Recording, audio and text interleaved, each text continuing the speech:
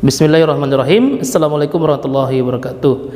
Apa kabar Anda semuanya? Semoga dalam keadaan tetap sehat, tetap dalam menjaga ibadahnya di rumah.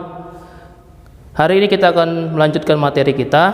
Kita akan coba memahami bagaimana proses perumusan dan pengesahan Undang-Undang Dasar Negara Republik Indonesia tahun 1945. Nah, di video sebelumnya Anda sudah saksikan bagaimana proses perumusan ya mengenai Undang-Undang Dasar. Nah, kali ini kita akan bagaimana proses pengesahannya dan apa-apa saja yang ada pada saat itu. Apa-apa saja peristiwa-peristiwa yang terjadi pada saat itu. Oke? Nah, sebelum itu tetap semangat belajar ya, yakinkan pada dirimu untuk terus belajar karena masa muda itu penting untuk diperjuangkan agar nanti masa tuamu bahagia ya. Oke. Di kesempatan ini tetap kamu usahakan untuk memberikan komentar di video berupa pertanyaan bila ada ataupun kesimpulan singkat untuk mendapat respon dari Bapak. Itu nanti akan mendapat nilai istimewa. Oke. Baik, kita coba mulai.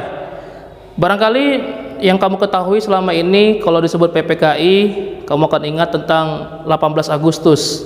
Ada 3 hal yang mereka sahkan.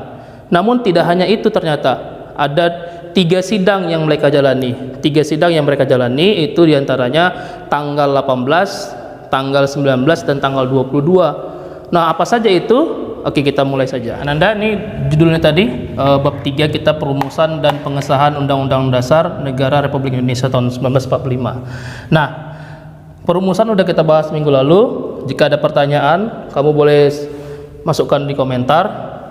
Jika tidak ada, kita lanjut saja langsung pengesahan. Nah, pengesahan ini kamu sudah tahu kata dari sah ya.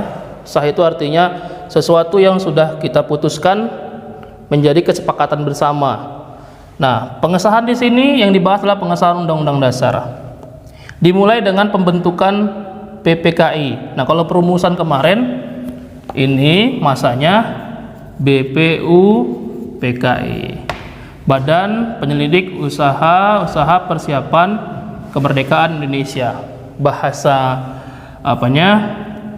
Jepangnya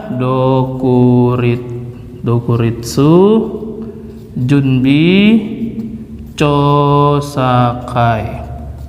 Nah, ini biasa yang kita sering salah nih, membedakan mana bahasa Jepangnya untuk BPUPKI, mana untuk PPKI. Nah, kalau PPKI dia menggunakan kata inkai. Oke. Nah, kalau Dokuritsunya sama Junbinya sama ya. Oke. Untuk membedakan saja. Kenapa Pak ada bahasa Jepangnya Pak? Kenapa nggak bahasa Indonesia saja? Karena pada saat itu kita masih dijajah oleh Jepang.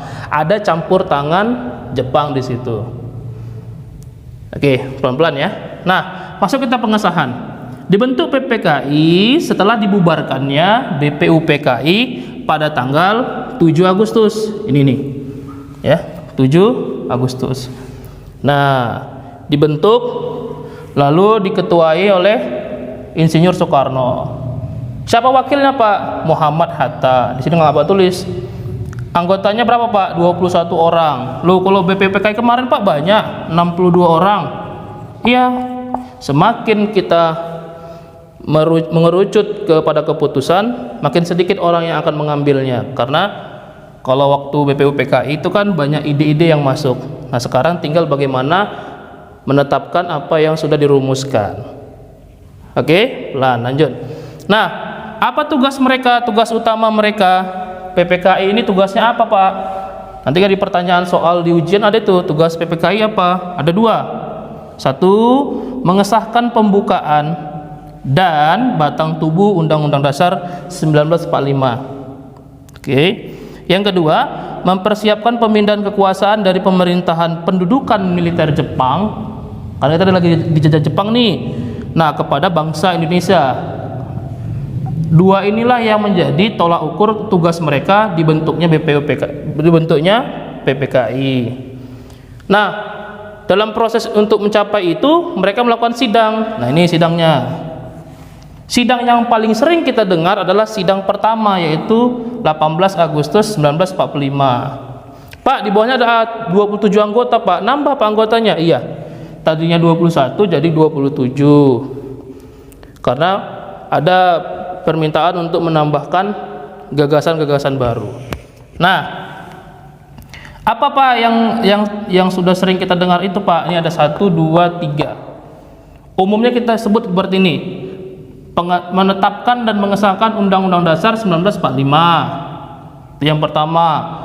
Yang kedua, memilih dan mengangkat Soekarno sebagai presiden dan Muhammad Hatta sebagai wakil presiden. Yang ketiga, membentuk Komite Nasional Indonesia Pusat, KNIP, yang sebelumnya ini dibuat untuk mengantisipasi belum adanya lembaga-lembaga lain. Nah, 3 ini yang sering kita sebut.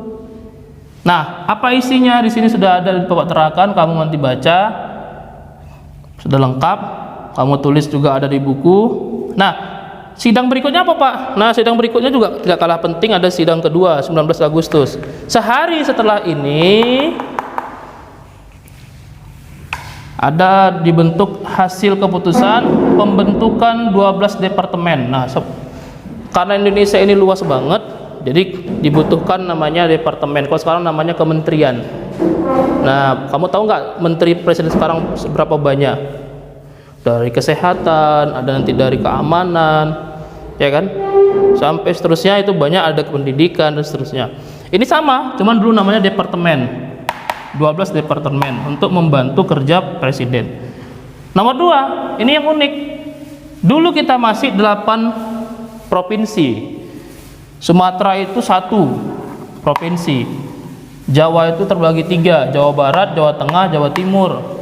Kalimantan juga 1, Sulawesi 1, Maluku dan Nusa Tenggara. Nah, ini dulu masih seperti ini. Sekarang sudah lebih dari 34 bahkan lebih ya. Nanti kalau kita cek lebih dari 30 provinsi yang tersebar di seluruh Indonesia. Nah, itu sidang kedua. Kenapa perlu ini, Pak? Ya, nanti siapa pemimpinnya di situ? Gubernurnya siapa?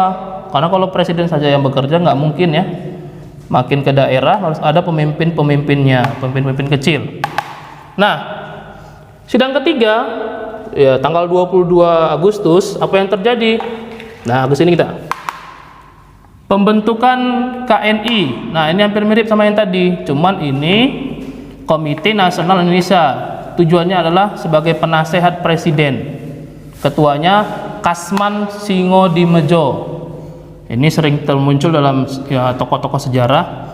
Anggotanya terdiri dari PPKI. Ya, mereka-mereka yang sudah tergabung di PPKI kemarin, 21 anggota atau 27 anggota, mereka jadi penasihat presiden. Nah, presiden butuh nasihat banyak, bantuan, dukungan. Lalu penetapan partai. Dulu partai cuma 1. Partai Nasional Indonesia. Ketuanya Insinyur Soekarno. Dulu cuma 1, belum ada yang namanya PKI, belum ada namanya Masyumi. Masih 1. Nah, lalu yang berikutnya pembentukan Badan Keamanan Rakyat atau BKR. Inilah tentara, persiapan tentara. Dulu namanya TKR. Sebelum jadi badan, dulu namanya Tenaga Keamanan Rakyat. Kenapa Pak Tenaga Keamanan Rakyat? Ya, itu diam-diam dibuat di masa Jepang. Kalau ini kan di masa kemerdekaan ya. Nah, cikal bakalnya itu dari mana Pak? PETA, Pembela Tanah Air. Nah, dulu ini juga bentukan Jepang. Jepang yang melatih anak-anak muda pada masa itu untuk menjadi tentara, membantu mereka melawan sekutu. Oke, demikian dulu. Nanti kalau ada pertanyaan boleh kamu ajukan di komentar. Terima kasih atas perhatiannya. Terima kasih. Assalamualaikum warahmatullahi wabarakatuh.